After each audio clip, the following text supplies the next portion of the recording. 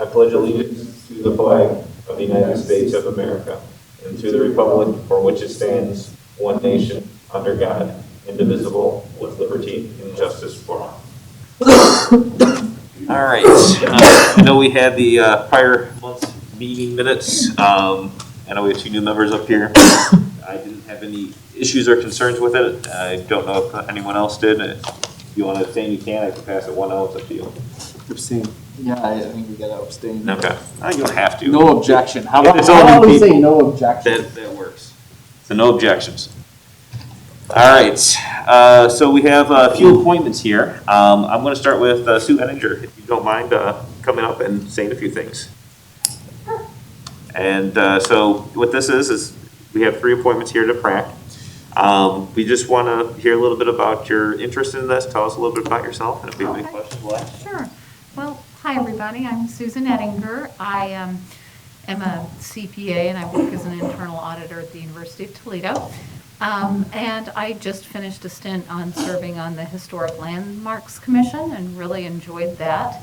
And so I just wanted to find another opportunity to do some volunteer work in the city. I do a lot. I'm in a lot of leadership positions, both in my professional role, and I have done a lot of, volunteer and leadership roles here throughout the Perrysburg community in the course of being here. I've been here for 28 years, and I love the park, so I thought this would be a good fit.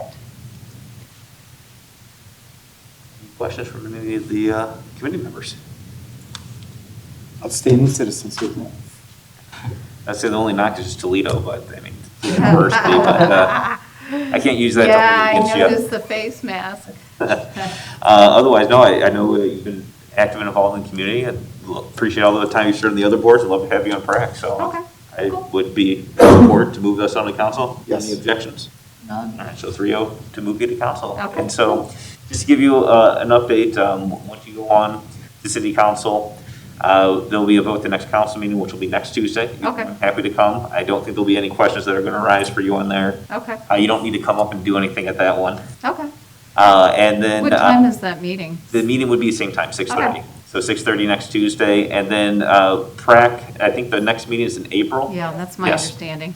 Okay. So you have some time to get acclimated to it, and I will most likely try to be there myself as the chair of this committee. Yeah, who would I contact to get, I know when I was on Landmarks Commission, we had some of the, code and so forth to review and use and so forth. Is there anything like PrAC's that? a for little PrAC? slightly different, but Bridget will be able to get you all the information. Okay. So, Yeah. yeah, we'll get you taken care of, and So get to the code and also the roster of the other members. Okay, sounds good. I know I was on the Board of Zoning Appeals myself, and they give you a huge code book. Yeah. The Parks one's a little different, but it's not as intense, so. But thank you. Next Looking forward to it. No, we look forward to having you there. So next applicant we have for that is Shannon, another familiar face. Hi, I'm Shannon Solt. I am a 4th generation Perrysburger, so anyone who knows me knows my love for the city is very deep. My husband and I live in Three Meadows. We have 2 little kids, a 3.5-year-old and a 6-month-old. I was a City of Perrysburg employee, still on my way out, turned stay-at-home mom, but I told the mayor I wanted to stay involved, and so we thought PrAC would be a good fit. As somebody who's lived here my whole life and now a mom, I go to the parks all the time, and so I think I'd be a great fit to do whatever I can. Any questions from the? The question. Yeah, I'd be making them up if we asked. Well, I'll just comment with having kids in parks is a lot of my ideas from vacation and taking the kids to the parks all the time. That's why I enjoy being on the recreation committee. Seeing all the different stuff in all the different areas, you can bring some stuff back, and I think that it's good having you on there. So, but same thing that I said earlier still applies. So see Bridget, and they'll get you information. And Okay, I next know where to Tuesday. find her. Yes. All right, thanks. Yep. Thank you. 3-0. 3. I'm assuming it's a 3-0 recommendation, but. And finally, we have another familiar face, Dustin. Dustin, if you don't mind, just come up and say a little bit about yourself. Well, you guys all know me, but Dustin Decker, I live on 5 Point Road. I work for Lucas Metropolitan Housing as a public safety officer. in Middleton Township as a volunteer firefighter, and Clay Center Police Department as an auxiliary police officer. So I'm pretty involved, I'm pretty busy, and I've been looking to get involved with Perrysburg for a few years, so glad the opportunity is here. Perfect. Any questions from any of the members? No, I was glad to see your name pop up on. I know you've been trying to get on a committee for a while, so it's refreshing to see you up here. The only complaint I have is I'm just not so sure about one of your references, but that's, Yeah, the first one? Yeah, the first That's one. alarming. it'd be that's me, but that's. So, but yeah, no, otherwise I'm assuming that there's no objections? None. No objections. All right, so 3-0 on that All one. right, thank you. Thank you, Dustin, and same thing again applies if you want to come Tuesday. We're happy to have you, and Bridget will get you all the information. Appreciate it. Yep. All right, so I'm jumping around from screen to screen on here. Our next item is the YMCA pool contract, and I see Steve here, so hopefully you can present us some information on that. Well, it's February, so it's about time to start talking city pools, so. Doesn't feel like it, but. You know, we are actually aggressively starting to work on the city pool for the 2022 operating season, so I've been working with Bridget, gave her the proposed agreement, looking to open it June 2nd, close it, I think, August 12th, right before school starts. It's been the typical calendar we followed the last few years. I know Bridget and I have had some conversation, do we open at Memorial Day, do we not? Seems like every year we open at Memorial Day weekend, it's rainy and 55. The years we don't open at Memorial Day weekend, it's sunny and 90. So it's kind of the way it's planned out the last few years. So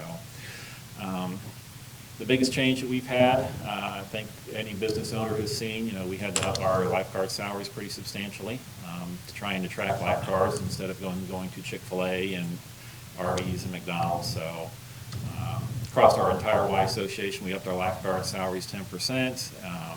Our head guards, about 12 to 15%, and then our pool manager, we did about a 20% increase across our association, which will include, obviously, the Perrysburg pool operation. So other than that, we are looking forward to another great season. It's coming up quick. I know since this is a couple of things that come up periodically throughout the year, and I know the answer to this, but I just want to always just bring this up for conversation. I know you mentioned about the Memorial Day weekend and the issues. There has been some residents who's always expressed interest in keeping the pool open a little after school starts. Sure. And I know that with trying to get the lifeguards and them going back to college or back in school themselves, it's always hard to get that filled. And Yeah. I just want to see what We actually tried it back in 2015. I worked with John Eccles. We've been getting this in. Mhm. Residents and saying, hey, keep the pool open longer, keep the pool open longer. So we finally said, let's try it one year. So back in 2015, we kept the pool open on weekends after school started. So we had it open 2 weekends after school started, then the 3-day Labor Day weekend, just as kind of a test to see what kind of response we got. And we were kind of interested to find that very few people actually utilized the pool after school started. All the people that were wanting us to stay open a little longer got involved, I think, in schools and activities and things. And when John and I did our postseason evaluation on the city pool, the attendance numbers we tracked just weren't even close to justifying keeping the pool open after school started. So we keep very close tabs on all the attendance, and like clockwork, once August 1st starts rolling around, the attendance really starts dropping in the pool. Sports starts, school stuff gets going back. It's like clockwork. So we have an exact science going back to 2012 on attendance numbers at the pool. And you can almost bet on come August 1st, the attendance is going to start dropping, no matter how nice the weather is. Usually we have our nicest weather in August for the outdoor pool. And that's when our attendance is usually the lowest. all the extracurricular activities start up. I know how that is firsthand anymore. Band starts, football starts, soccer starts, all the sports starts. So you know, we're open to revisiting it if we want to try it again. But we did try it back in 2015, and you know, we just did not get much good attendance at all. If I may ask as well, any new programs that you're looking at instituting this year? No, nothing new. You know, we had a doggy dip for years, but we decided not to do that anymore. Logistically, it had served its purpose. We are doing a summer pool bash in June in conjunction with the rec department, so we're going to have that open to the community as well. So we also have a partner, Covenant Church, that helps provide volunteers, provides food for us. Then we have it open to the free to the community. So yeah, we're going to do that as well. Any other questions? Did you guys get to go to that? I did not. No, I didn't either. I was gonna ask I was just going to ask a couple, how many households were impacted by the pool?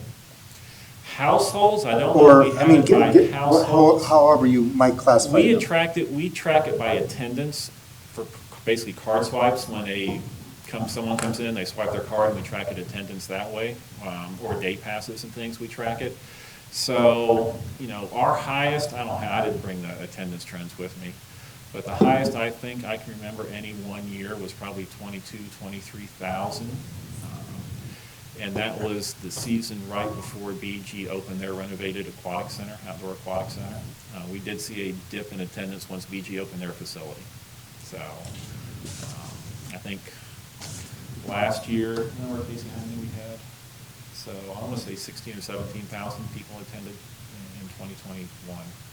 The most guests last year than we ever had before. Yes, we had a significant number of guests last year. So. How is knowing everyone's in the pools, how is any of how was the COVID protocols during the summer? Any concerns or problems or any? We were fine. Actually, the COVID year of 2020, we opened our 2 Y outdoor pools. We didn't open obviously the Perrysburg City Pool. We actually worked through the protocols and opened the 2 outdoor pools in 2020 and did it safely, did it through the guidelines through the state of Ohio that laid out. We modified those a little bit last year based on, obviously, we had a year's worth of data for COVID restrictions and things like that. So, we're expecting a normal operating season this year for the outdoor pool. So I'm assuming no one else up here actually get a copy of the contract? Correct, I didn't. Okay. So we may have some questions of council. Thank you. I have extras, I thought Kate said the email out with. It said there's an attachment, but it wasn't on there. Oh, well. Thank Do you have any other copies or just the? I do have another copy. Okay, thank you. Sorry about that. No problem. Is there any major changes from the contract from the prior? No, the contract is almost verbatim. Is it another 2-year contract? The only It's a thing. one-year contract. Okay, so we're not going, because I know previously we did a 2-year for a Yeah, couple years, didn't we? 2 years. We had a 2-year contract, but we still had to bring it Yeah. back to the city council. Yeah. Okay. That was a Mr. Suzak requirement. Yeah. No, I thought it only had to come back if there was a change over a certain percentage. Was that? I think it was more than 3%, which this particular one happens to be larger than that because of the. Salary increase. The cost is that you can't really, We can certainly make it a 2-year agreement, we just have to make some modifications to the actual agreement and the legislation. it's not really too big of a change. I don't think I'm gonna have too much of a problem. I know that one thing, the pool typically runs as a loss. There's not much we can do about that in pretty much every community. Their pools are always running at a loss. I don't think they're even profitable. So do our Y pools. Yeah. I mean, it's a service. So are we, how many, do we limit how many people go to this pool? I'm just gonna be transparent. I have never been to this pool. I've never Okay. done there. Is it crowded? Is it something we should look into expanding? It's crowded, but it's not nearly as crowded as what it was before BG did their big outdoor water park. So, back in 2012, 2013, 2014, the attendance numbers were much higher. It's not nearly as crowded as what it used to be. So would it be safe to assume that some of our residents are now taking their Yes, some kids to residents do BG? go down to BG. Also, there are a lot more residents that have pools in their homes now as well. Yes, the last 2 years have been record years of people pulling pool permits to install pools at their homes. Yeah. And I feel like I've been in conversations with Steve, there's like a cutoff almost, when it comes to age-wise, where those kids don't come back to the pool anymore. Yeah. And they're all doing other things. Yeah. So it's kind of like the 14 and under Yeah. are kind of like the sweet spot for our pool. Kind of like the movie Sandlot. Yeah. So I know the last couple of years I've done a lot of painting. They actually painted the pool. I know last fall they were doing the locker rooms. pool house. So they've been doing a lot of the ongoing maintenance, so. Okay, and have we ever looked into expanding or adding? I'm just curious. I'm new to the rec So, committee, so I'm trying to. One of the things that was brought up in conversation in the past is when there was a talk about the splash pad, that it would, if there was a spot that could make sense, it would have made sense over a municipal, by the municipal pool. I don't think there's really too much other conversation that moved forward with it at the time. I think that more of the concern was the running it. If there was Water. no, it would be the cheapest place to put it next to the pool because they have a lot of the functions there. I don't think there's really been any conversation to expand it. The only conversation that's ever been brought before was heating the pool. And I don't know if that's something that you have any comments on or anything from that. We just talked about that. Yeah, we were kind of talking to that. Okay. You know, just from my experience operating pools for 25 years, it would be hard to justify the installation of a heater as just a standalone project because you're probably going to only heat the water 2 to 3 weeks out of the season. Because once you get mid-June and the sun's out and warm enough, you know, you're not typically going to heat the pool. If there was going to be a renovation or any kind of expansion renovation to the pool, that would be the time you would want to incorporate the heating costs into the pool. It would be tough for me to justify as a Y operator to just install heaters as a standalone project. I guess to piggyback off of Corey's question and or comment about expansion, with the facilities we have there now, is that sufficient for the users that are coming, or has there been any other demands that you've been hearing? Well, you always hear people want to upgrade and stuff like that, so, you know, it works well for what Perrysburg is.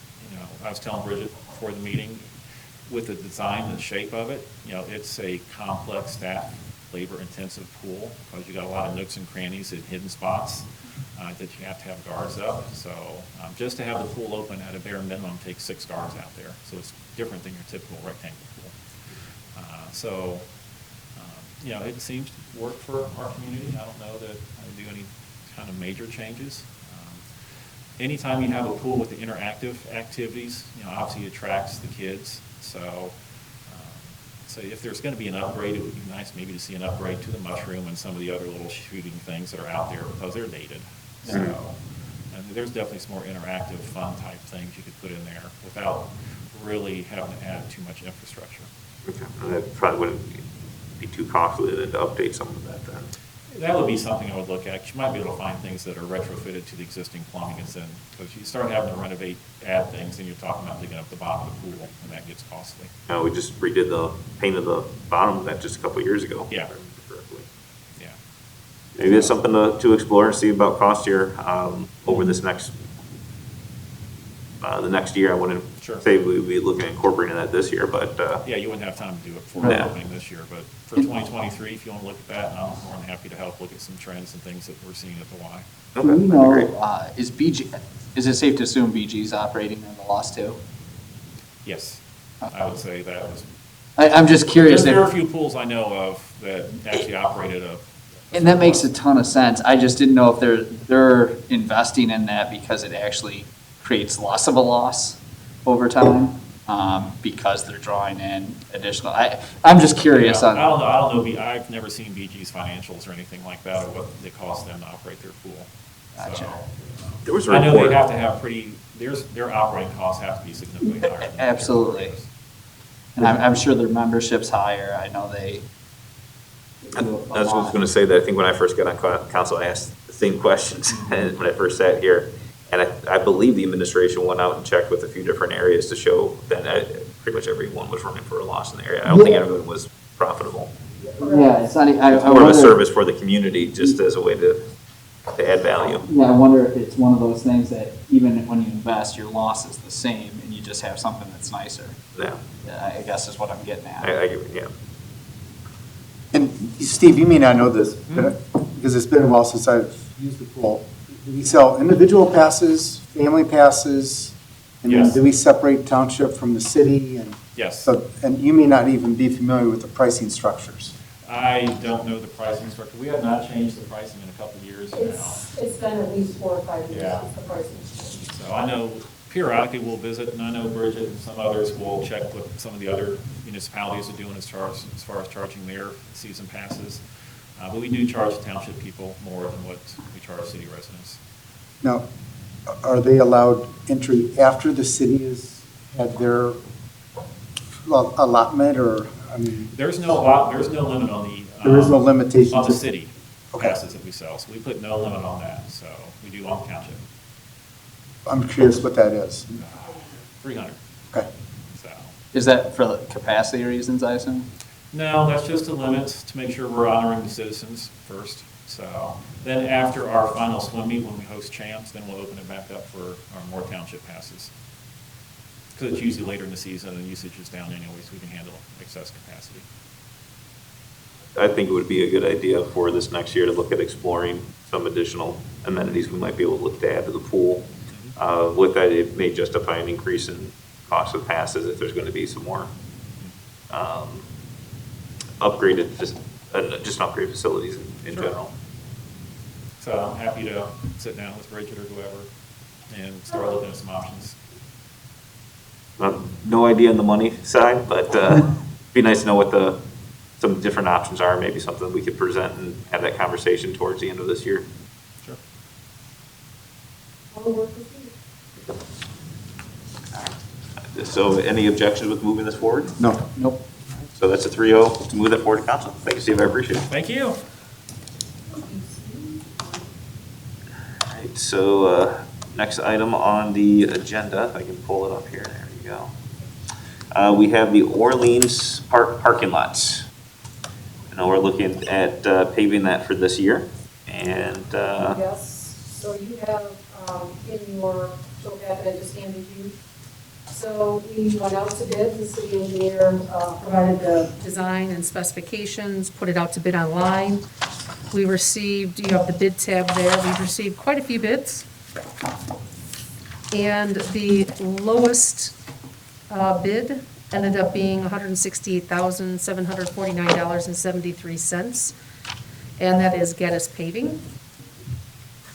And with a contingency added to that, at the suggestion of our city engineer of approximately 10%, the total price point for this project, which would bring that parking lot up to city code by adding the appropriate street tree islands, is essentially $224,000. And there is currently in the budget, in the 2022 budget, there was $120,000 already in that budget, and in the amended budget, we asked for the additional funding. Kate has to change her legislative summary because she has the numbers a little bit off. But essentially, we can definitely cover the base bid, and with the amendment, with the change order dollar amount, we also will cover the entire cost in that amended budget if it should pass. I think what total we have in there is $195,000. so one question I have is I know we have the, what we calling that now, we got the bike path or the multi-use path that goes along the water. Correct. We also have the path that is still yet to be completed, that goes from the road all the way to Hoach. Goes from Green Lane I'm saying two east names to at once, Riverside Park. to basically the park, yeah. Yes. So how are we going to connect from those points along the wastewater treatment plant to that? Well, one of the thoughts is there is the connecting road right now in between the two. There's that option. As well as it's maybe possible to go more through the park and then come back out on the back side of the park over where the dike is for the wastewater treatment plant, and then come up along there to connect to Green Lane. So there's probably really two routes. To go directly to Green Lane, you would be passing through a wetland. That's still possible if you have an elevated boardwalk and all the appropriate permits from the US EPA and Army Corps of Engineers. So there's a couple points in which we could connect. Okay, I really would like to, I know we need to move forward with this, due to how our code is. And we've talked about this path here for, I think since I've been on council. Started in 2009, prior to me getting here. And I know we had the funds. Where are we at with that path? We are still working with the Ohio EPA. because in order for us to accomplish our CSO issue with the Ohio EPA, we are probably going to have to run a parallel pipe along the Maumee River Interceptor, which will be in this exact pathway to connect Green Lane to the west end of Riverside Park. So if we put the path in now, we're going to tear it up to do that work. But we're still trying to get confirmation from the EPA on a couple different routes, because that'll determine the size of the pipe that goes in the ground, which will affect the amount of ground that we disturb. And I know that's been the conversation since I've been, for the 6 years I've been on council. And Yes. part of my thought is, well, if we put it in 6 years ago, we would probably have stuff to tear it up, but at that point, it may need to be repaved. And we also have property that we don't own that we have to acquire right away. Okay. At the very west end. What appears to be a pathway, a man-made pathway, is actually not on city property, it's on private property. And those property owners have been very gracious about people traveling through their backyard. Our property is more to the north, which was actually in a very challenging terrain. It's on a steep slope and over the water. So that can certainly be overcome with the appropriate construction, but that is something that people prior to myself were trying to negotiate with that homeowner, both husband and wife, in order to get an easement, and that never occurred. And it doesn't sound like that is something that they're interested in at this moment. But now that we have a city engineer on board who's doing engineering, he can see several different methods to get around that particular obstacle. But the bottom line is getting that work approval from the Ohio EPA so we can just move forward with that project and do this piece of the project in conjunction with that.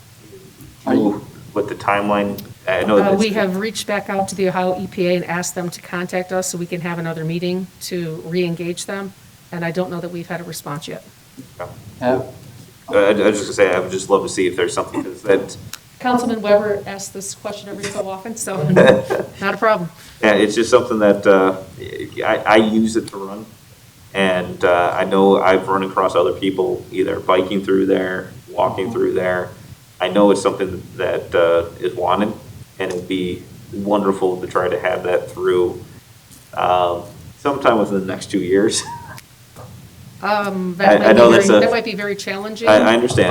But it's not something that we've forgotten about. Okay. And I understand, I just have to ask because I know people use it and then it would have even more use once it's finished. Yes, it will. Yes, sir. I assume we've talked to them about purchasing right away? We did, and there was no interest in selling to us. Okay, so the money's not really the. Money is not the issue, and the easement also, my last recollection, and that was when Mr. Epple was here, we actually met out on site, and there was a lot of reluctance by one of the homeowners' parts to give us an easement to make a 10-foot path because it required perhaps removal of vegetation that they were attached to. Oh, But there is workarounds to that.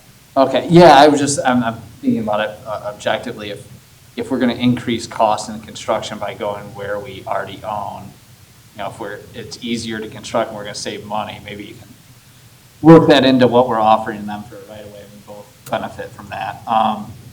The other question, I know we're kind of off, we're talking about the parking lot, but we're on multi-use passes, which is pretty common with Jonathan and I. Committee. Well, the multi-use path would be affected Right, by yeah, this yeah. parking lot.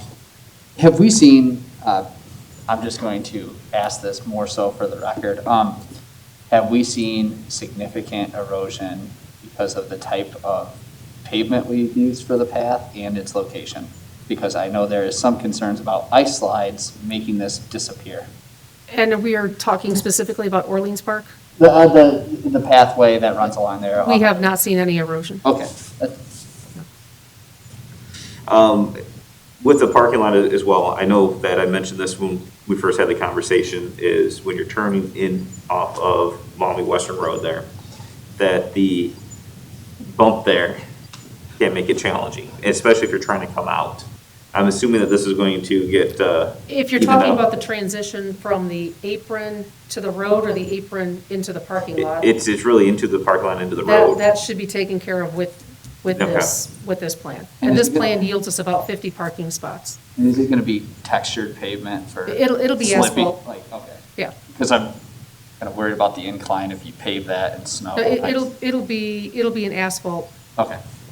And speaking the of, rest of the apron down into the parking lot. and speaking of runoff, and I read through this twice and maybe I just missed it, but I don't see anything in here for the collection and retention of stormwater. This does not need to have retention of stormwater Because because of the size, but there will be, it'll be crowned such that the drainage flows to the east and the west, which is appropriate for this parking lot. If there was detention facilities there or stormwater detention facilities such as Rotary Park, that parking lot that will be regraded as well during that project because we're adding catch basins in because of adding tree islands with curbing, so that changes the drainage pattern a little bit. But this one does not have any stormwater detention facility at that location. So is it the size or is it that we already have a place for the water to It's- go to the east and It's west? my understanding is the acreage, so that parking lot is less than an acre. So those EPA rules do not come into play, is my understanding. As much attention as that's getting, the runoff from, That runoff will do what it's Solid doing. surface. It'll do what it's doing today, but it'll do it way better. Because there'll be no large stone puddles in the parking lot. So it'll be crowned such that it just rolls off to the east and to the west. okay. Any other questions on this project in and of itself? I assume it's a 3-0 motion to Yes. move forward? Okay. All right, and then the next one is going to be Rotary parking lot. And I do have some questions on that one, but I'll let you lead. Certainly. So, again, Rotary Park parking lots, the city engineer put together, designed the plans and specs, went out to bid, and you have a bid tab sheet there. I don't think we had quite as many bidders as we did on Orleans, but I think we were close. And the apparent low bidder was George Grottle at $292,899. Again, the city engineer is suggesting a 10% contingency of roughly $30,000. Those two amounts together get us up to just under $340,000, which is what we have in the 2022 budget for this project. Well, actually, in the amended 2022 budget project for this. And what we're doing is we're taking roughly 210 parking spots, and because we are bringing it up to code, we're adding tree islands, changing some drainage, adding more ADA parking spaces. We'll end up having 181 parking spaces in this parking lot when all is said and done. So that was the question I was gonna ask with the ADA handicap parking spaces. How many are we going to have, and are they all gonna be located in front of the? There'll be 9 of the ADA parking spaces, and I believe those are clustered up near the pavilion and the inclusive playground. If there's any way to make sure that, and I know we use this all the time, but I would love to see, even if we put a couple more in by the inclusive playground right along that front entrance, if we filled it all the way, even if it's a little more than what we are required, I Because I think, believe we are, and I'm looking here because somebody gave me those stats. I think we are required to have, I think we're adding more ADA parking spots than are required at that location because of that particular playground and the use it gets. But I believe there's a total of 9, and I want to say we're probably somewhere in the neighborhood of needing 6. okay. Or required. And those are all gonna be right in front of that front entrance. It's going to be nestled up, so Do you here's mind if I see, the. can you read, I Yes. can barely see. Probably should go to the eye doctor. So there's going to be 2 88 parking spots here by the tennis courts and pavilion area, and then right here, this is where the playground is and the pavilion's right here. So there'll be 6 spots right there. I almost wonder if maybe we should look at adding just a couple more. I can certainly talk to the city engineer about that. I don't know that it, Absolutely on the same page with you on that. Especially closer to the pavilion. 'cause Honestly, I the know- entire front row between the pavilion and the playground, I would be, and I can have him lay this out because I think we are probably maybe 2 spots away from covering that, because here's the walkway, I think, to the pavilion. But we can certainly have a look at that. I had not seen that, thank you. I asked him to send it to me today. In preparation. Because I think that that's very important for the use of the park. And then the other thing with the bathroom itself, the bathroom is set up to be an ADA bathroom as well as an adult changing table as well. Correct. And to be able to have families be able to park closer to that, I think is going to be very important. The other question I was going to ask is, one of the other big, and can I look at that real quick? I'm sorry. I just want to. So with the, I know that there's always were complaints of people using that parking lot as they cut through to get to the Y. Yes. Or not even to get to the Y, they'd use the Y parking lot That will actually as be they cut through. That will be eliminated. Okay. So And we've hopefully had a that's good for- conversation with Steve to make it so that it's a nice transition, but yet still a walkway. So people, even if they choose to park there, have an easy means to walk across to the Y and vice versa. And by having that cut off, I don't think we have to worry about any traffic control devices or anything to slow down traffic, as in like speed bumps or things. No, it'll, the area won't even be there. That has always been awkward between the two, in terms of. And it's worked well over time, but now with the inclusive playground and the pickleball courts coming, we're seeing more park activity and there's more young children. Where are the pickleball courts? They'll be over here. And have we, was this generated before we got approval for the pickleball courts, or is it taking it into account? I guess it depends on what you mean. So the As far as configuration, like capacity. so this wise. capacity is the exact same size as it was before. Right. So all we're doing is upgrading it to meet code, but that should be ample parking for the pickleball courts as well. Okay, because I know there's a lot of parking out there right now, but. Yeah, and again, there'll still be at least 180 parking spaces for that area.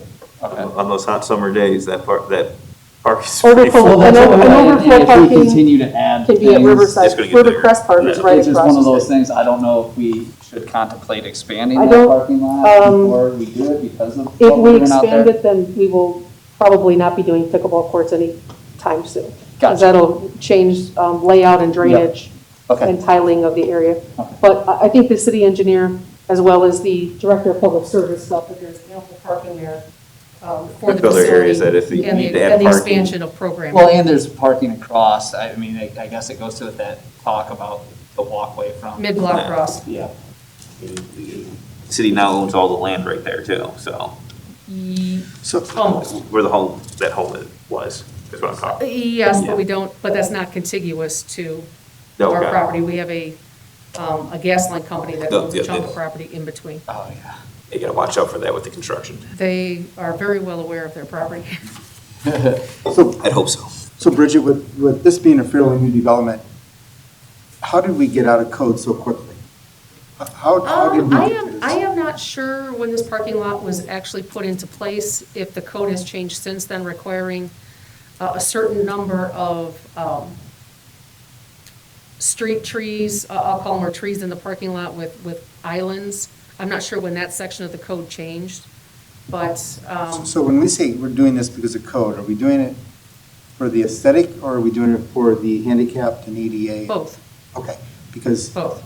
It's time for us to resurface that lot, and while we're doing that, we want to bring it up to code, okay, as well as make sure it's draining appropriately and has the appropriate number of ADA spaces now that we have an inclusive playground right there. okay. I just wondered how we got to But this. So- And maybe I'm wrong on this, was the policy before that our parking lots didn't necessarily have to follow code? Or- I don't know that's the case. I think it was a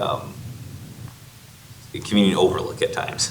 Okay. Perhaps, I mean, because that park was in existence prior to me getting here, but I don't, since I've been here, we've not changed the section of the code that requires a certain number of tree islands for so many parking spaces. And I think Brody spoke about it at one of the planning and zoning, which is where I pulled that. And some of it is for aesthetics and maintenance, because without having those curved islands, even though it drives our plow truck drivers crazy, those stones tend to spill out into the parking spaces, and it just becomes kind of a maintenance mess. So this will help really frame that in and keep those where they need to be for drainage purposes. You guys can blame me for this too, because I'm the one who pointed out the fact that a couple of our parking lots weren't to code, but we were requiring commercial businesses to follow our code. Yes, and we're very happy to comply with that. Orleans Park is our only park or our only city facility that has a stone parking lot. Even when we worked with Columbia Gas at Davis Overlook, part of our agreement with them was for them to be able to pave a small parking lot for that area and then pave it all the way out. So that was a deal in order to make that happen for them. So it worked out for us leaving Orleans Park. And since Councilman Smith brought up Rotary Park, we figured let's go and get Orleans Park done as well as at the same time.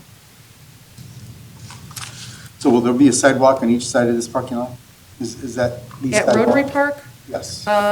there is currently not a sidewalk all the way along each edge, but there is a multi-use path right off of the south side of Rotary Park with, I think, like a couple little sidewalks reaching it, but the sidewalk is not contiguous to the actual parking lot itself. It's more so on the north side when you walk Where off the these are parking gonna go. lot, where the inclusive playground is and the pavilion, that there's more of a strip of sidewalk there.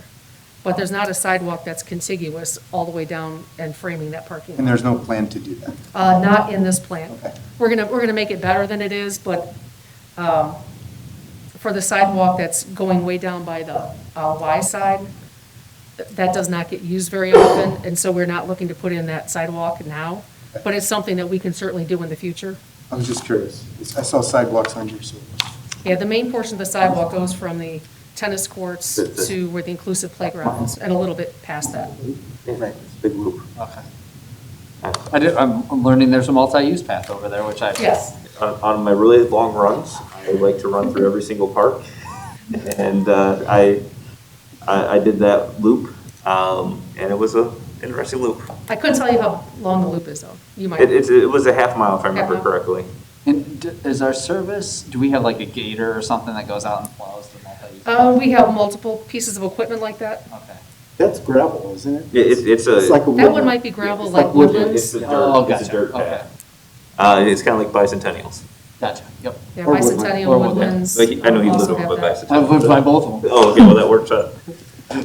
But yeah, the only question I have, again, with plowing, I know that some of the neighbors, and I think that's been resolved, is there was, in my neighborhood had complained about the sidewalk not being plowed by bicentennial. I have not heard that complaint. And I've noticed as well that, and this is one of the things I run over all the time, the bridge on going by through Westbrook over Grassy Creek. I think the last time it snowed, I don't think that was ever plowed or touched. And I just never really reached back out on that one, or let you know on that one.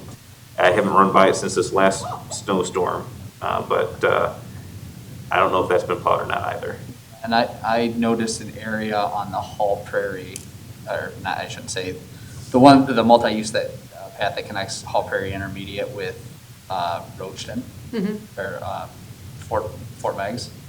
There was I would say, most of it was plowed. It was weird. It was like a 25-foot stretch that wasn't. I didn't know if that's a That- right-of-way issue or the owner was That is supposed to. probably the developer's issue, Okay, because the city does not own any property contiguous to that.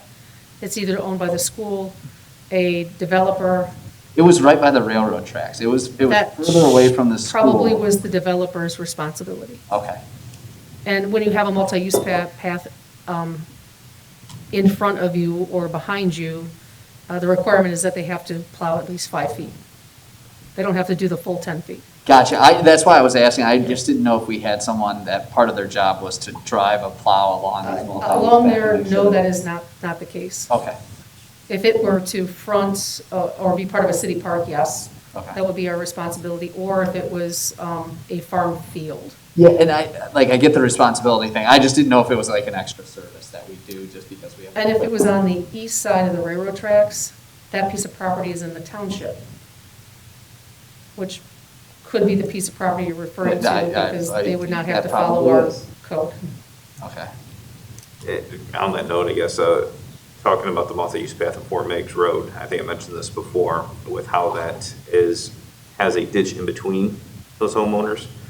I really think it would be appropriate for the city to at least try to take care of that on that side because of the difficulty to access it by those neighboring properties. And if that's something we need to pass, let me know.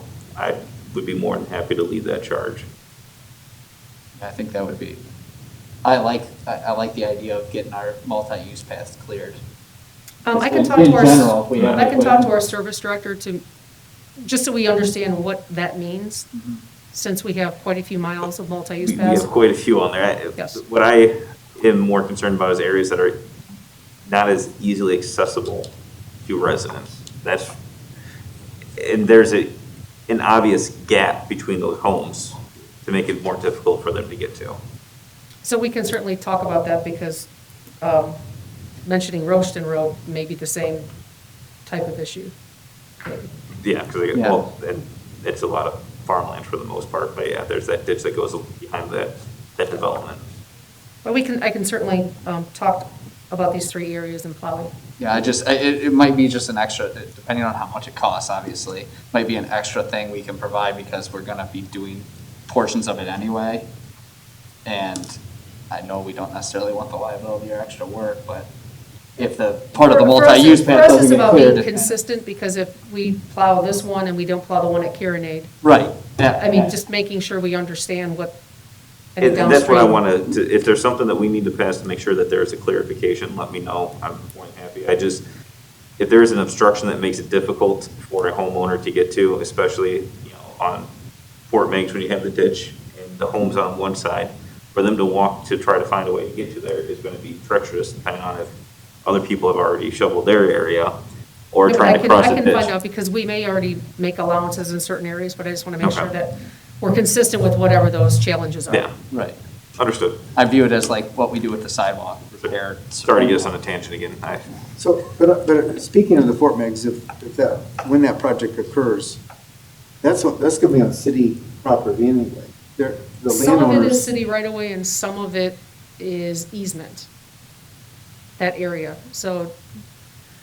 I understand the way the code reads. The code reads if it's on city right away, but your property abuts that Correct. right away, you're responsible. The homeowner is responsible. And I even if want to it's make out sure their that we back door. relieve that It's responsibility. basically called a sidewalk. Yes, even if it abuts the ditch, yes. Yes. because the multi-use path will be on the other side of the ditch. Yes. Yeah, that would be wrong. I didn't understand it that way. That's what I'm trying to make sure we have it clarified. Those homeowners aren't going to have to be responsible for something like that. Because it's remarkable how many people are still using the multi-use paths while it's below zero. It's So, good for them. I want to sidekick because I knew that was going to be at least somewhat plowed. But I can sit with service and they can take me through all our multi-use paths and what they do in each location, to Okay. see if there's some sort of pattern. Yeah, it would be good to see that. If I can, Bridget, Ben, I forgot to ask a question on the previous. And it's just about the budget and how we amended it for more. If the engineer had it estimated, was this our in-house engineer that did an estimate of 224? The in-house engineer did an estimate, a total project estimate of 325. He's But talking that- about I'm the- talking about Orleans? Orleans. He did an in-house estimate of 224. And I'm assuming the discrepancy between what we budgeted and his Is estimate. because he wasn't here when I did the Perfect. budget. I just wanted that clarified. Yeah, I threw a dart at a dartboard to get it in the original 2021 budget. Perfect. I appreciate you doing that. Going back to the Rotary Park parking lot, which we deviated from pretty easily there. Any objections with that one? No. No, There'll be 3-0 recommendation, council as well. And finally, next item is the ARPA, the ARPA fundings. I know that this is pretty heavy on investments into our parks and recreation. And hopefully we can see any comments or questions and, you This know, is something you have seen before, should be the same. one thing I just want to point out to the council members, if you look at other suggestions, at the very bottom, that this was one of my suggestions, is upgrading our restrooms at Rotary Park for Heath. One of the things that was done with the restrooms over there, and I mentioned that as for the ADA accessibility, is to have adult changing tables for the users of the inclusive playgrounds who may need that. During the winter months, the restroom is locked because it has to be winterized and they cannot be used at this point. I believe that that is and this is not any attack on the administration, because I know you have to do this in order to protect it. It's a disservice for the residents that use that may need to have to use those restrooms due to a handicap or an accessibility issue. And just to note, the city did not design this. I understand. Or if you have to go to the bathroom on your own. Well, it wasn't me, but, well, actually, it was my daughter who had to go to the bathroom one time, and they were using the park. It was a warmer day out. It was one of those freak warmer days. I went to go to the restroom, and there wasn't a way, so they had to corral, and trying to get a 2-year-old out of a park who wants to be at the park just because someone has to go to the bathroom is not an easy task. I'll just throw it There out are there. porta potties that Yes. there are porta potties that do remain there over winter. This But is just yes, before the porta potty arrived. Was- though, wasn't oh, it? okay. So it was Bad one of those, time. it was very bad time. Bad time. And it looks like child abuse when we were moving the camera. But I assure Shannon you it was goes, not. Shannon goes, I can understand that. Yeah, so that, unfortunately, that bathroom in that pavilion was not designed in a way that included the infrastructure for heat. And do we have electric running? I assume these are.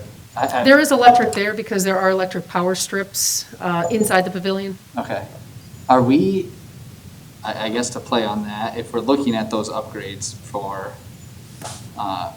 restrooms, I know we've had some issues with vandalism and things. Are we doing security cameras on the outside of? We have talked with our IT folks and the police chief, and we have started acquiring cameras, and we're going to start the process of installing them. Hopefully utilizing the Wi-Fi that we have an agreement with Amplex is our first goal, is to do that in those parks. We don't have Wi-Fi agreements in all of our parks with Amplex, but if there's a way for us to add that, we're looking at having a conversation with them. So this is new to me. What, this restroom and the hours on our parks, I know we've had issues downtown. So what? are We've had we- issues at Rivercrest, And at Municipal Woodland? Park, Woodland, yes. So- Woodlands in past years. So what is the policy? There are no cameras on the outside of those facilities when those facilities were created. Some of it is connectivity issue. Some of it is they're not monitored, the cameras over in PD. What those cameras will be used for is if there is an incident, they will take those tapes and go back to see if they can use that to identify the person or persons who perhaps did the damage. But we do not have the ability to monitor 3 or 4 camera positions at each restroom that we have in our. What are our hours? I mean, we open them and close them. Typically, those restrooms are on electric locks that at dusk, they should be locked during the winter months, and the same with the summer months.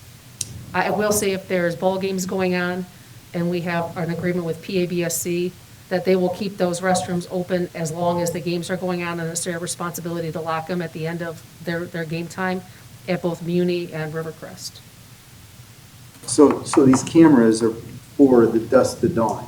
I mean, Yes. So- Well, no, the cameras will be on 24/7, but the cameras aren't monitored at all. So They're they- used it should- retrospectively To try to pinpoint. to try and pinpoint who the assailant, or not the assailant, who the perpetrator of the vandalism was or is.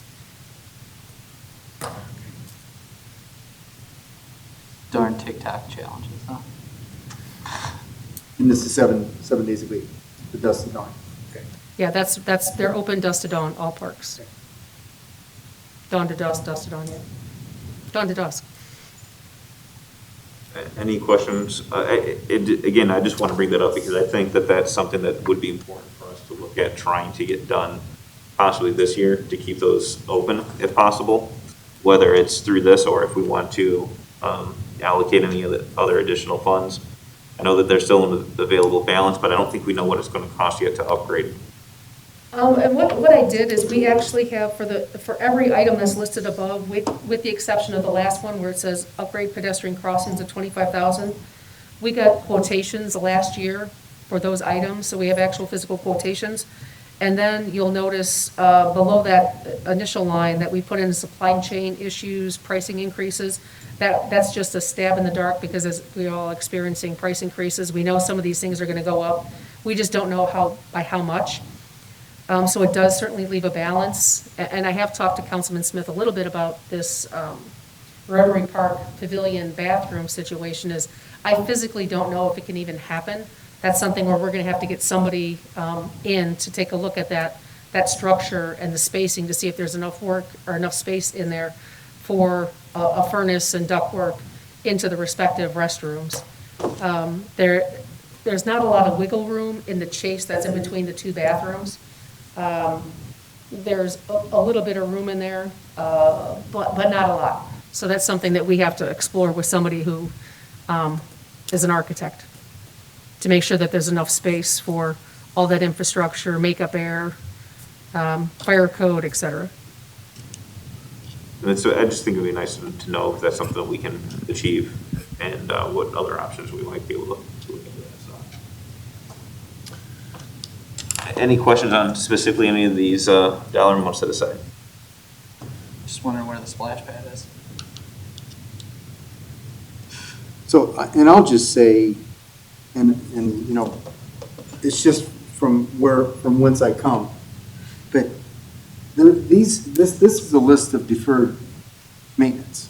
It's a list of things that could be a part of the general budget on a year-to-year basis, and I was thinking or hoping that these ARPA funds would go to something a little more, we'll call it permanent, and just ideas in mind would be to actually buy Parkland, or actually do the Mommy Interceptor, so that we have I long. don't think we could acquire property with these funds. And I'm just using, and that's fine. But water sewer So- infrastructure, it certainly could be used for water and sewer infrastructure.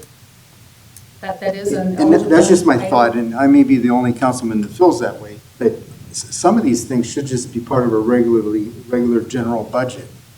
These are once-in-a-lifetime monies that we could, that are 20 and 30-year. I will say though, some of these items are at least 20-year items and some are probably longer than that. You know, the conversion to LED street lighting, that's a 50-year win. But we're doing that anyway. I mean, we're doing the LED conversion. Well, these on our own lights, but these are lights owned by Toledo Edison. Okay. So these are all the street lights in the city that are owned by Toledo Edison. Thank you for that explanation. That would be a permanent. I would agree with Yes. that. Because that's already a part of what we do. I didn't know there was the difference between the Yeah, two. we do it with our own lighting, like in the parks that are our own poles, but almost, I'll say 95% of all the poles with lights on them in the city are owned by Toledo Edison. How much will that save us a year? The payback, we're supposed to recoup these dollars in about 4 years, and then after that, we have the savings then, which could potentially have us reduce our street lighting That's assessment. the next question. Yeah, once that's paid back, we could certainly look at making that reduction as well, which affects all of our residents. Adding, the playground that's at Woodlands Park right now, that's been there 20 years, maybe a little over 20 years. So replacing that park equipment is certainly almost a permanent improvement, if you will. Same with adding park structures, or replacing park structures at Municipal and adding one at Bicentennial. I mean, that equipment tends to last about 20 years. My point is, if we weren't given this money randomly, we would be taking care of these things anyway. That's At like some extra, point. these funds, in my mind, were kind of extraordinary. And these are just normal functions of what we would do anyway. So that's just, maybe it's a bad perception on my part. So, I guess, to try to understand where you're coming from, so obviously we have to use the funds in a certain manner to Right, qualify. right. So is it your hope is, if we're allocating it, or we're saying, hey, we're using these projects, are you hoping we move some of the money to the general fund to do something extraordinary like what you're talking about? Pass those savings so that we can invest in And I'll use the Mommy Interceptor as one of those, if we think we're gonna have to do that, then, because we can't take that money and spend it anywhere else. We can't take water and sewer money and spend it in the general fund.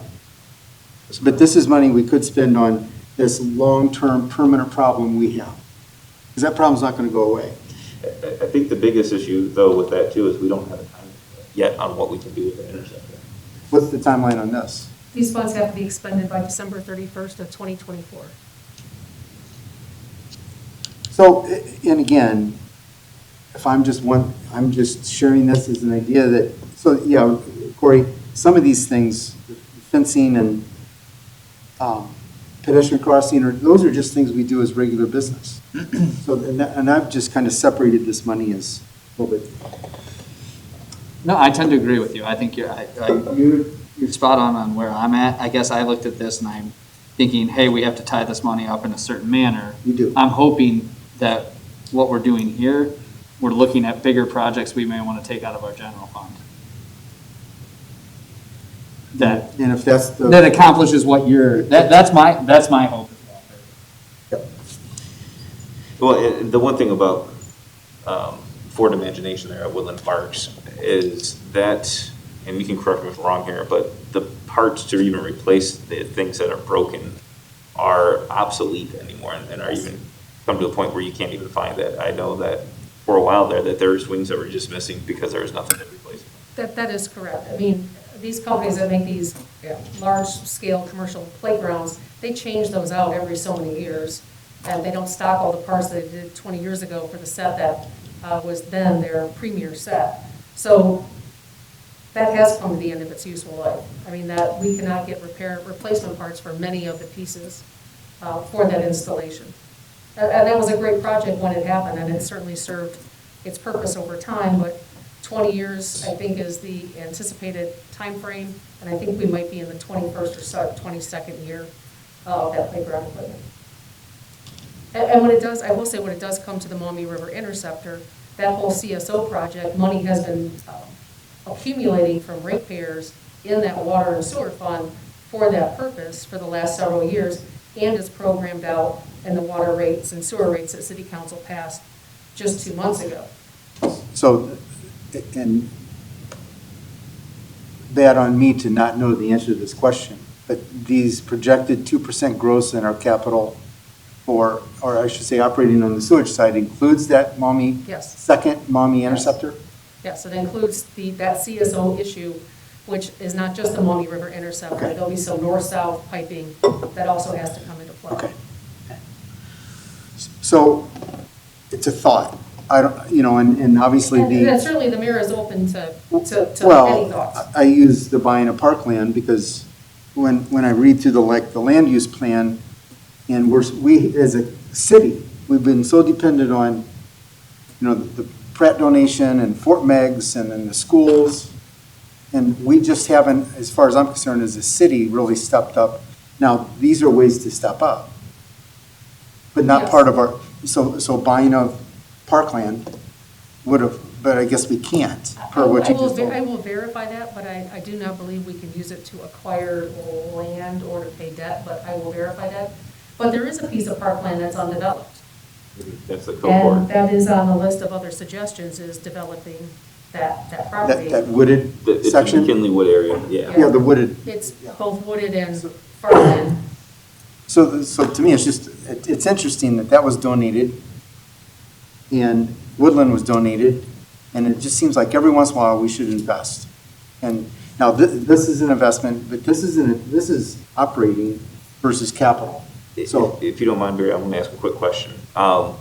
There is Parkland acquisition funds that we have. That's the 404 fund, yes. How much is in that fund? Last I knew it was 300, 400,000? I do not have my look and report that I just received, but it's probably in that neighborhood. Okay. And some of that was put in from the general fund for specific park projects as a transfer. So the dollars that come in there, so organically, let me say, are when a developer comes in and builds a new subdivision. They have two options that they could ask the Plan Commission. One is to write a check for green space, and one is to donate green space. And that's not in administration's hands to tell them what to do, that's in the Plan Commission's hands. So typically, the developer comes in and says, calculate my green space, that's gonna be my green space requirement. And it's up to the planning commission to say, no, we don't want green space, we want a check. That's my understanding.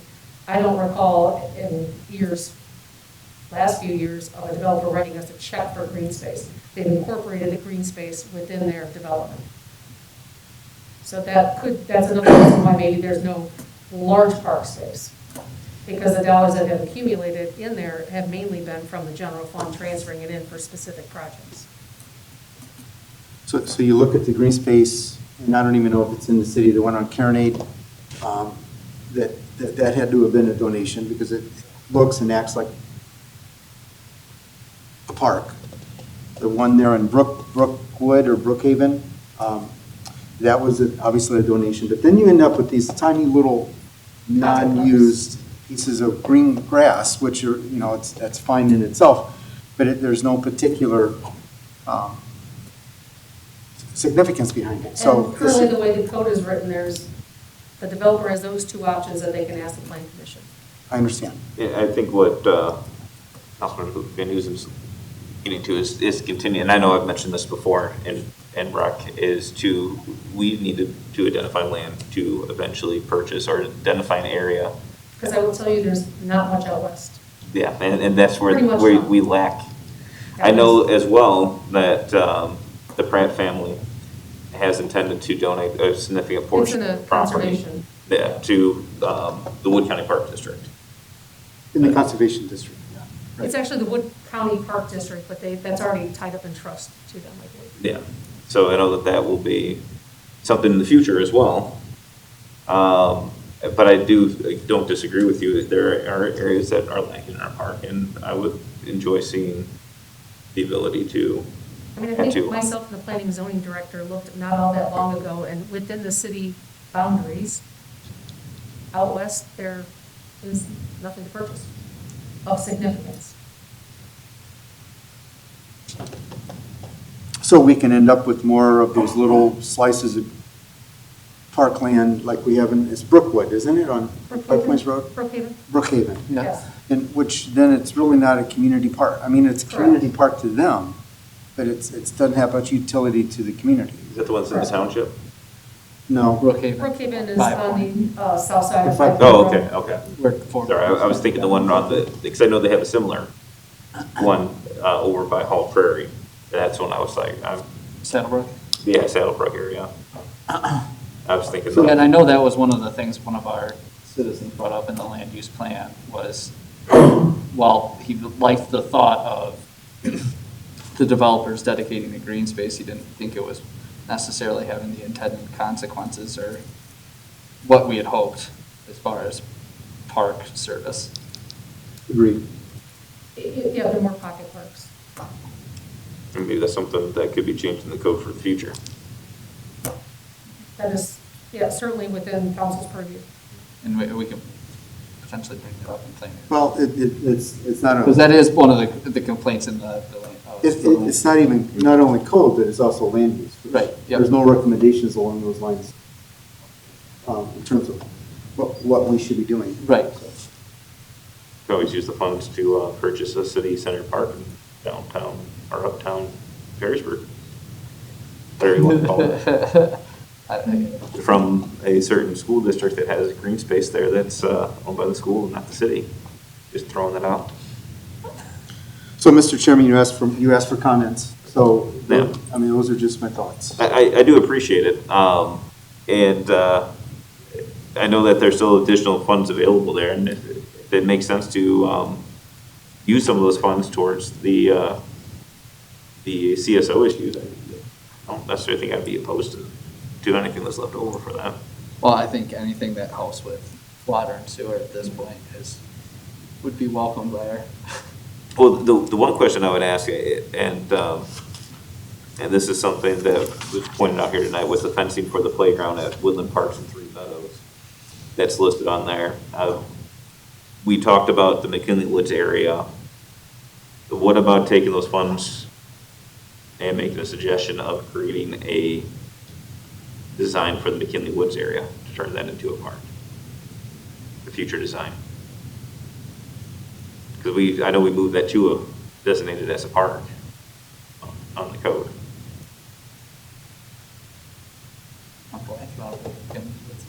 It's right by Cove Court. That's If off you're of, on, if you're on Fort Meigs Road and you're across from the fire station, Yeah, and you go down Cove Court, the second, I'll say, dead-end street on the south side, okay. I think is Ringgold, or Dwyer. here. Right in there, there's farmland that we own and a wooded area that we own. Yeah, It's primarily wooded, I think, isn't it? It's a little bit of both. It's almost half and half, I think.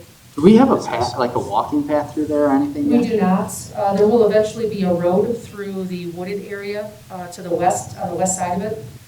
That was part of an agreement with Dr. Mark Rich and Building Hawthorne. There was a land swap and an easement given so that a road can be connected through from Yeah. Cove Court down into that subdivision. So they have quicker access to the school and everything.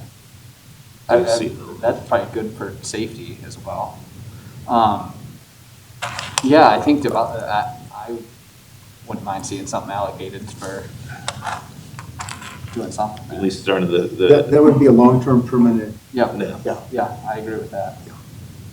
I'm trying to pull, because the map that I'm But we looking don't at- really have a natural park, and that's what we're trying to do, right? Yeah, that, it Is would that- keep it more natural with maybe a walking path, More some of a amenities. passive. Or like a mulched path or something, you know. Well, yeah, walking path would be Well, like a, yeah, yeah, you know, not a Not the paved stone or one, paved or, but something that you ADA compliant path. yeah. Yes, that's exactly what I, can, and at least we can have some sort of, Whatever that is. something move forward with that park. And I'm trying to actually pull up the actual upgraded zoning map, not the PDF copy that isn't updated. Because I know that we changed the zoning code on that, and I don't think that one had the zoning change. I will ask Mr. Walters to look at that, or that could be a. Not too bad Nathan's not here. Too bad he left for this meeting. You probably hear, his ears are probably ringing right now. Let's see here. So I'm actually pulling it up right now to make sure I get a better idea of what the property is, but.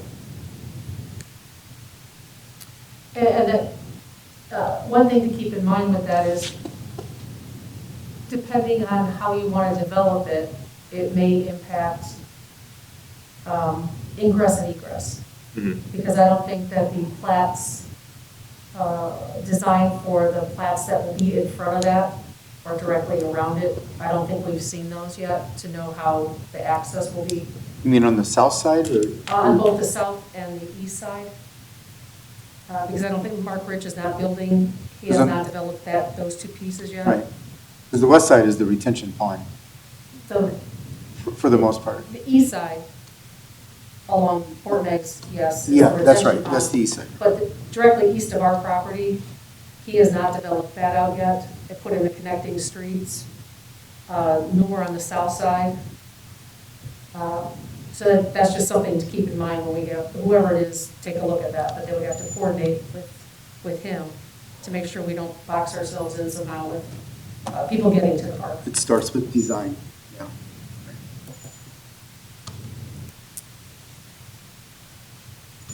Do we want to make any suggestions of making that change to have money set aside for design on that, or? So I'm assuming we've been asked as the committee to come out with a recommendation or an endorsement of? I don't know. How is this being handled? So So far, the committees that have looked at this haven't necessarily made any recommendation. What could happen is during the 2022 budget amendment, which is where these funds could also be designated, the council can have that conversation, and just like they do, when they pass the budget, they could, swap things out. Or you could make a recommendation to your fellow council members. Start to look at the overview map of it, and Our problem. about over half of it's wood. It's a little bigger than I thought. kind of reminds me of what. And it's kind of oddly shaped. Yeah, Reminds me of Winter Garden Park in Bowling Green, There's a road. if you've ever been down. really on there. the far side. I mean, we could make a suggestion to make a change on what we'd want to see on there. I mean, that's the whole point. The reason that, so I sat down with the administration on this was to say, all right, here's something that, after talking with numerous council members, that are some ideas that came up from council members and some ideas from the administration, let's combine them together, see what may be more important, and bring that to council, to have council have a conversation on where we would like to see that. And we could make some changes in there if we wanted to.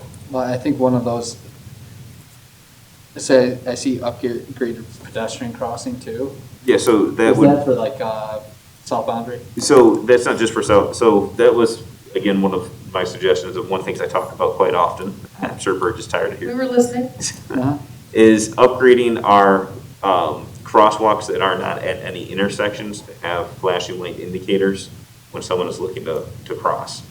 So that way, traffic knows someone's trying to cross, and it allows, hopefully, for a safer crosswalk without having that traffic slowing down, kind of what we see at Front Street and the other one by the fire station.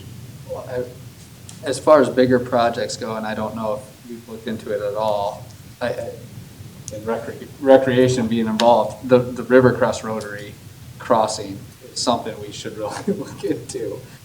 And and like I said, we just noted that, upgrading crossings, additional pedestrian crossing improvements was under other suggestions. I've told several council members that our goal is to sit with the police chief, the service director, and the city engineer to say what are the problem areas that they see, what are we allowed to do, because we may want to do something and the state code may not permit that. So we need to take some funds and just start focusing in on what those improvements could be, as well as the fact that council may recall, at the last meeting, we passed a resolution granting the city administration the authority to apply for a Safe Routes to Schools grant. We're pretty confident that we'll get that grant, and that will allow us to update our school travel plan with the school, and that may flush out Some of it, yeah. some of these pedestrian crossing upgrade opportunities. Because right around Frank Elementary is bad. Yeah, Um, I know. Yeah, well, I know I know as well, from having lived out there. But yeah, if part of that could be looking into how to connect Rotary and River Park with the pedestrian crossing and trying not to impede traffic. We do have a study on that. Okay.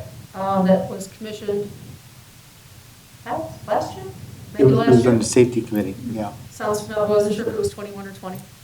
last year. And I want to say that was approximately $60,000. Somewhere in the neighborhood. That's going to be a tricky one, I have a feeling. I would probably be even more use in that park if there's a safety. Well, that's what I mean. I like Both parks, I if should there's say. ever going to be a pedestrian bridge in this town, that's going to. Oh, it was not I'm sorry, it was not a pedestrian Yeah, it was bridge. just a It was cross. mid-block Well, I crossing. know. I'm just saying as far as. Like, that's a different animal. Oh, yes, I know. That would be a little bit more than 60,000. Well, yeah, absolutely. Any other thoughts on this? Do we want to just say to make that change, or do you want to keep it as is? And I think it would be important for us to look at McKinley Woods area and start with a plan. Because it also helps with, I guess that we do have two parks right there, but at least it gets us more westerly. It gives them access that, for some of those neighborhoods that really Yep. don't have an easy access. Well, and it's a unique park Yep. because of the trees. Yep. Yeah. So, Do we want to make a change with removing the fencing and just put the fencing as part of a maintenance thing that we may look at adding next year in the budget, or? So the fencing, is that to go around the entire like play area? In one of these service committees, I think it was brought up, or it could have even been recreation committee, there was conversations about the safety of children who are on playgrounds, kind of like darting off. Yeah. And especially at Three Meadows and, running towards the pond. There was that concern, and somebody else brought up Woodlands Park around that playground. Yeah. So we went out and got quotes for that. I think our citizens are gonna really I think that's part of why inclusive playground is extremely popular too. It is very easy to keep track of Contained. children there. For lack of, I don't have to always have my eye on my child. Oh, it's easy to still lose them in there, trust me. Well, yeah. When you're watching three, Yeah. you don't have three eyes. Yeah, but if you stand by the exit, you feel a little peace of mind. Kind of, except you, I have a climber, so it's not always true, but. well, that higher area with the flowers, they like to hide over there and think they're funny. While you're trying to get. I'm just letting you know from experience. Yeah. Well, I don't necessarily want to get rid of it, is what I'm saying. you're talking about Woodland. I'm talking about the fencing. On any Well, of them? I don't think we necessarily have to get rid of these. I know we have more available. I don't see a need to necessarily reallocate. What if we just ask for, to see what it'd be to get an estimate for the design? I'll work with Brody to see if we can get an estimate from I'll say a landscape type architect on what it would take to do a little mini master plan kind of document. Yeah, because I assume you're not trying to save 450 for something else that you aren't ready to disclose yet, but. It would fall under the categories under other suggestions. Okay. Again, we just mapped out some big items that we've heard about from council members and/or from PrAC members. Gotcha. And we know about useful life of certain parks like Woodlands, the fact that Bicentennial is underutilized because there's not a lot of equipment there for kids to play with. Mm-hmm. And, we've been having conversations with our energy consultant about swapping out, about the ability to swap out all Toledo Edison street lighting to LED and what that savings would be, how that savings could be passed on to residents. Yeah, And so better lighting for less money. I'm with you on moving it up into the budgeted projects rather than just the other suggestions. Okay. I will try and If have, possible. I'll try and have a rough estimate for getting somebody on board to do some park design work. Okay. And I'll pass that along to the committee. Great. Any other thoughts or suggestions or derogatory remarks at the chair for keeping us here for so long? No? It's always a pleasure. Any other business for the good of the order? I just want it on record that all the PrAC members, nominees stayed and passed the test. Congratulations. This is the start. This is just the start. All right, with that, with no objections, I will go ahead and adjourn.